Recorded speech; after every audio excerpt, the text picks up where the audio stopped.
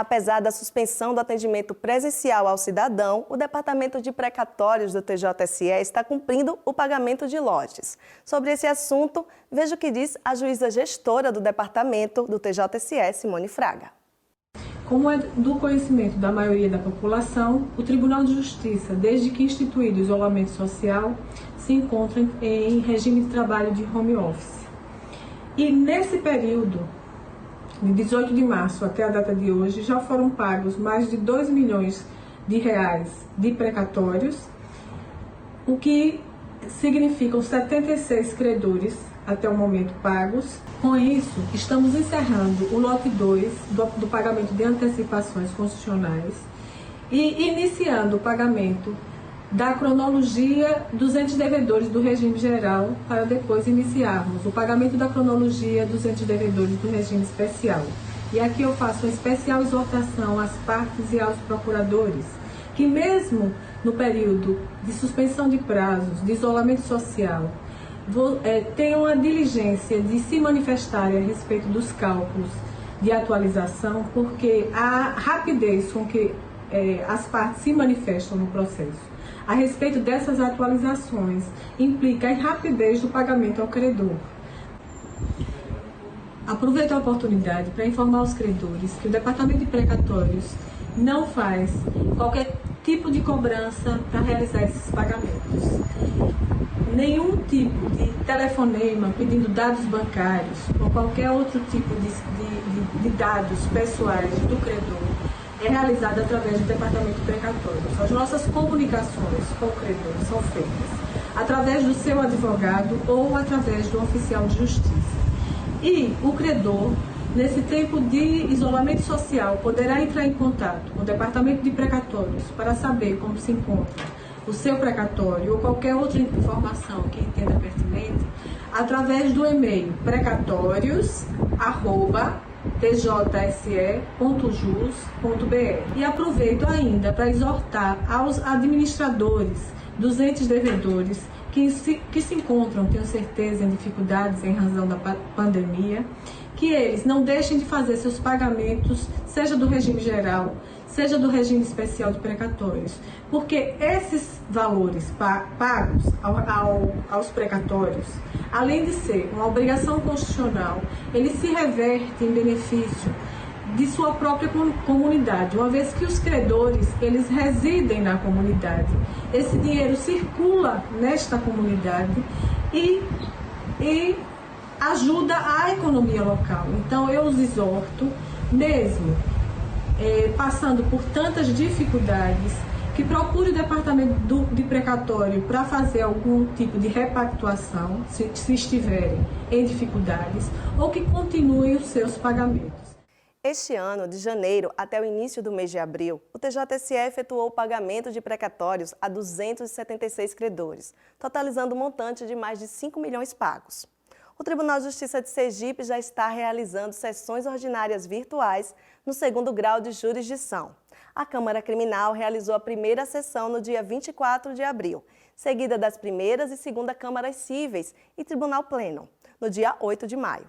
Foram pautados 1.000 processos, 400 da Câmara Criminal e 200, tanto do Tribunal Pleno como de cada uma das câmaras cíveis. A nova modalidade foi possível a partir da publicação da Emenda Regimental número 4 de 2020.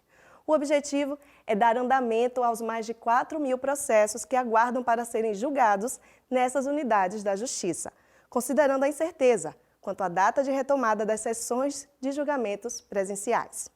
Foram asseguradas todas as garantias legais às partes interessadas, que após a publicação da pauta de julgamento e até 48 horas antes do início da sessão virtual, puderam requerer que seus processos fossem julgados presencialmente sem a necessidade de motivação expressa. Os processos com pedido de sustentação oral também foram retirados da pauta virtual. Também foi autorizada pela Portaria 29 de 2020, em caráter facultativo, excepcional e provisório, a realização por videoconferência de audiências de conciliação nas reclamações pré-processuais e nos processos judiciais em todas as unidades de 1º e 2º graus do Tribunal de Justiça de Sergipe. A gente agradece, que vocês se dispuseram a participar E vai ser muito bom. Eu acredito que é o futuro do judiciário, realmente. A videoconferência veio para integrar, é mais um modo de solução de conflitos que está disponibilizando às partes. Recentemente foi publicada a Portaria Conjunta 29/2020, com o objetivo de regulamentar as audiências de conciliação por videoconferência. Essa portaria teve por objetivo atender a um reclamo da sociedade que queria ver as suas questões resolvidas e estava impedida em razão da pandemia que estamos vivenciando nesse momento. É importante destacar que a participação das partes nesse procedimento tem caráter facultativo, ou seja, se ela não se sentir segura de participar em uma audiência por videoconferência, ela pode optar por aguardar o fim da pandemia, quando serão designadas as audiências presenciais. Mas devo ressaltar que as partes têm que ficar extremamente à vontade com esta nova modalidade de audiência, porque ela tem sido extremamente frutífera, tem sido bastante vantajosa. Algumas pessoas já participaram, gostaram, já firmaram seus acordos. Então é uma oportunidade do cidadão resolver o seu problema de forma célere, sem sair de casa, sem se colocar em risco nesse momento em que estamos sendo aconselhados a permanecer em casa. Numa primeira etapa de cumprimento dessa portaria, nós entramos em contato com as partes via WhatsApp.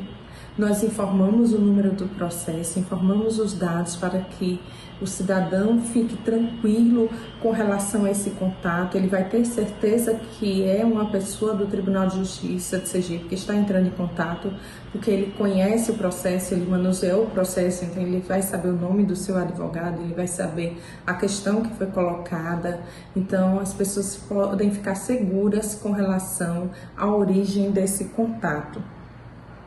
Também tem que ficar as partes têm que ficar extremamente tranquilas com relação ao uso da tecnologia.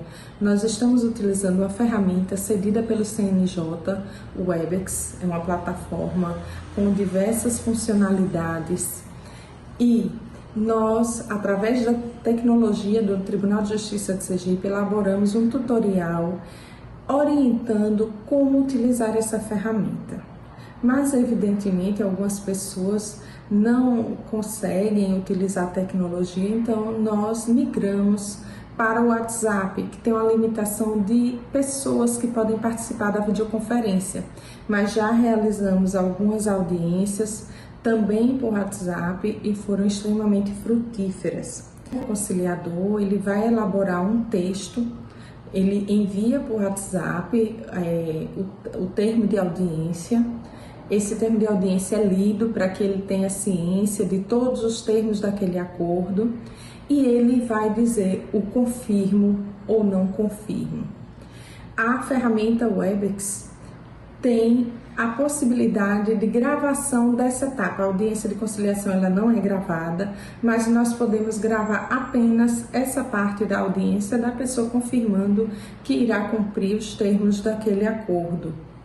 Ou, no caso de estarmos na plataforma do WhatsApp, nós pedimos que a pessoa confirme, a gente envia o termo de audiência, ela confere e diz se confirma o teor do acordo, se foi aquele mesmo, e com essa confirmação nós fazemos um print e juntamos ao processo.